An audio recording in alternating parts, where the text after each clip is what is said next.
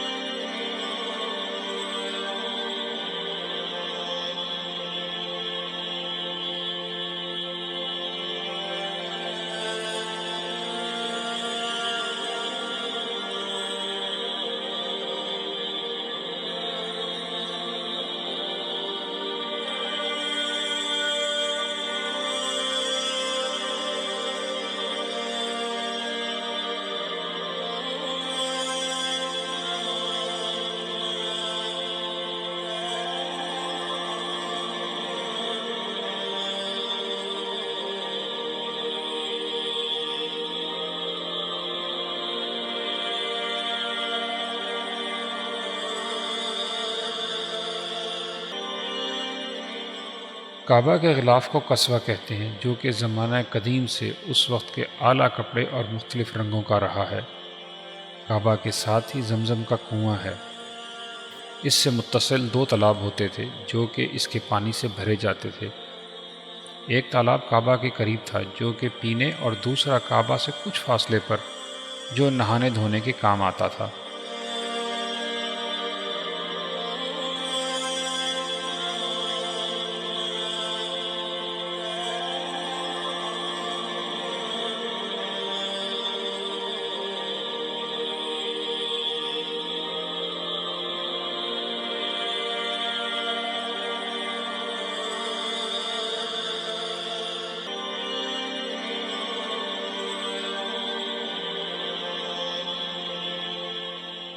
شہر کے اوپر والے حصے الجیاد میں حضرت ابوبکر صدیق رضی اللہ تعالی عنہ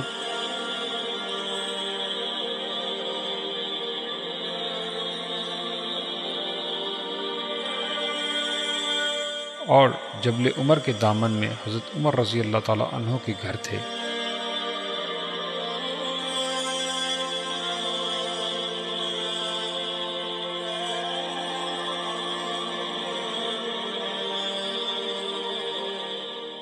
یہاں سے اگر نیچے اتریں تو یہ وادی بکہ ہے جہاں کعبہ ہے۔ کعبہ کے مغرب میں دار الندوہ تھا جو کہ قریش کا پارلیمنٹ ہاؤس تھا۔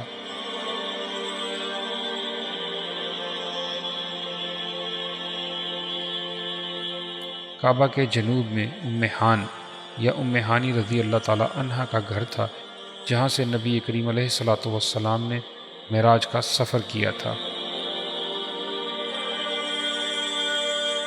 اس کے مشرق میں عبداللہ بن جلعان کا گھر تھا، جہاں پر نبی کریم علیہ الصلاۃ والسلام جب 15 برس کے تھے تو فلعان کا معاہدہ ہوا تھا۔ اس کے پیچھے نبی کریم علیہ الصلاۃ والسلام کے سخت دشمن عقبہ بن ابی معیط کا گھر تھا۔ مزید مشرق میں حضرت ابی العاص اور ان کی بیوی زینب رضی اللہ تعالی عنہا، جو کہ نبی کریم علیہ الصلاۃ والسلام کی صاحبزادی تھی، ان کا گھر تھا۔ سامنے ہی وادی میں ابو جہل کا گھر تھا۔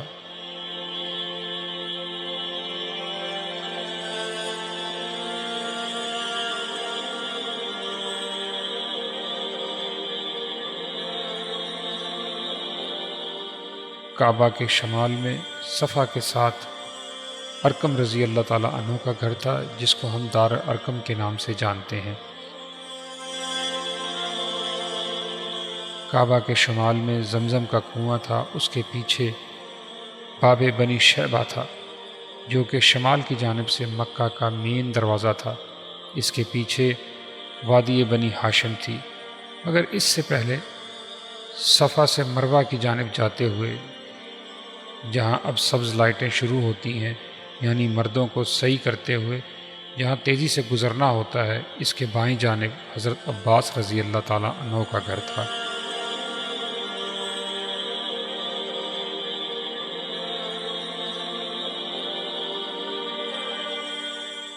اس کے شمال کی جانب نبی کریم محمد الرسول اللہ علیہ الصلاۃ والسلام کی زوجہ محترمہ حضرت خدیجہ الکبریٰ رضی اللہ تعالی عنہا کا گھر تھا۔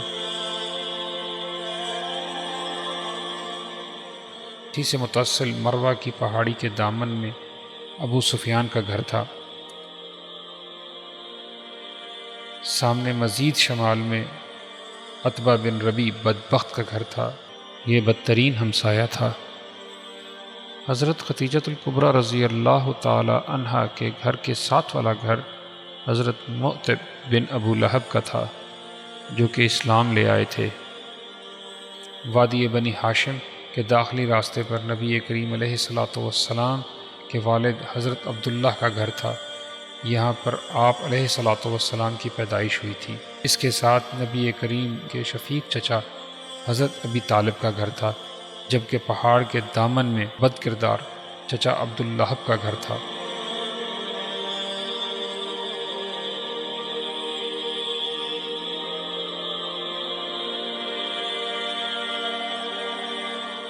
اس کے پیچھے شمال میں وادی بنی عامر تھی، اور یہاں پہاڑ کے دامن میں العاص ابن سعد، جو کہ سعد ابن عاص کے والد تھے، ان کے کچھ مکانات تھے۔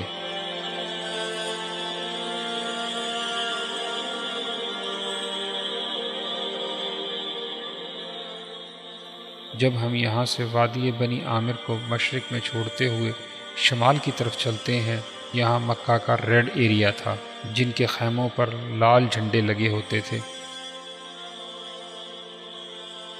اس کے مشرق میں وادی بنی عامر کے شروع میں جانوروں کی مویشی منڈی تھی، جس سے کچھ فاصلے پر قبرستان تھا، جہاں اب حضرت خدیجہ الکبریٰ رضی اللہ تعالی عنہا مدفون ہیں۔ اسے اب ہم جنت معالی کے نام سے جانتے ہیں۔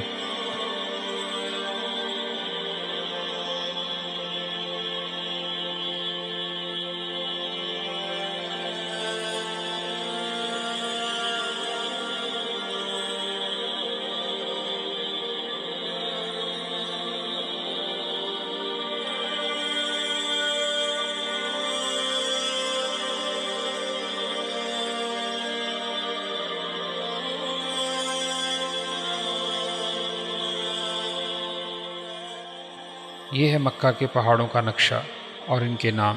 کعبہ کے مشرق میں جبل ہند، جبل دیلما اور جبل لعلہ سب جبل قیقان کا حصہ ہیں۔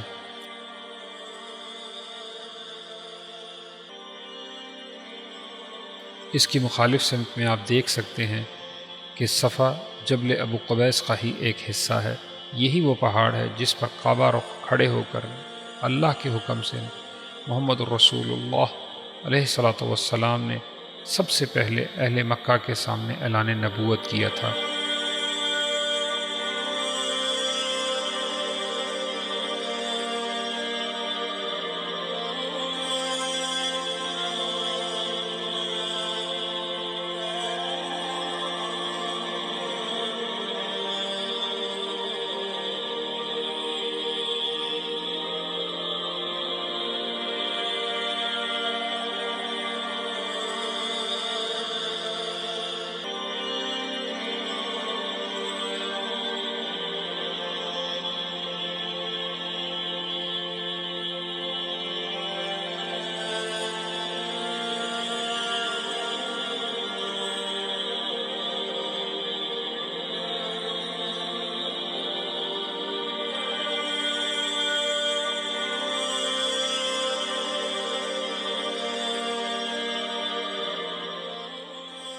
یہ نقشہ ہے مکہ کی قبائلی تقسیم کا۔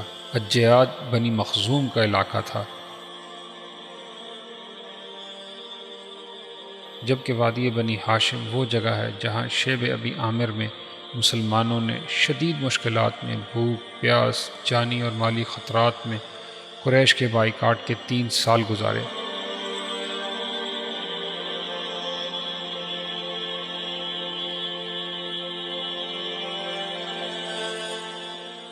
بنی عدی کعبہ اور صفا کے درمیان رہتے تھے، مگر بہت سے لڑائی جھگڑوں کے بعد وہ بنی سہم کے اتحادی بن کر ان کے قریب کچھ جبل عمر اور باقی وادی حجون میں مقیم ہو گئے، جو کہ وادی فاطمہ کے مغرب میں ہے۔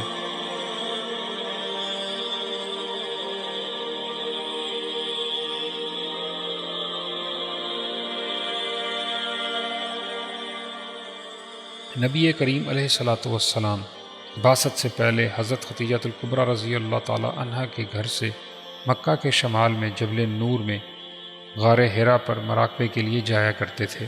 جبل نور وہ جگہ ہے جہاں ماہ رمضان کی ایک رات حضرت جبرائیل علیہ السلام محمد الرسول اللہ علیہ الصلاۃ والسلام کے پاس اللہ کی طرف سے قرآن کی پہلی آیات لے کر نازل ہوئے۔ یہ ہے غار حرا۔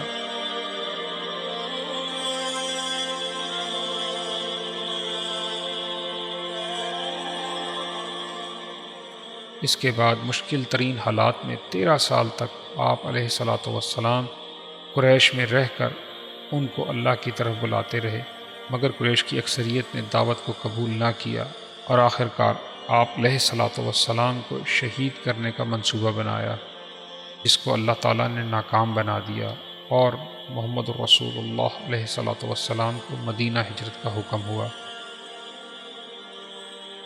نبی کریم علیہ الصلاۃ والسلام حضرت علی رضی اللہ تعالیٰ عنہ کو اپنے بستر میں لٹا کر حضرت ابوبکر صدیق رضی اللہ تعالیٰ عنہ کے ساتھ ہجرت پر روانہ ہوئے۔ شہر سے نکل کر جبل ثور میں غار ثور میں پناہ لی۔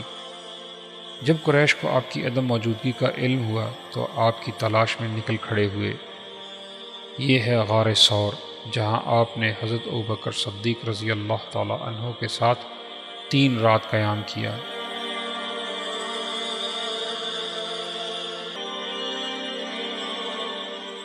اس کے بعد آپ مدینہ کے پرخطر سفر پر روانہ ہوئے۔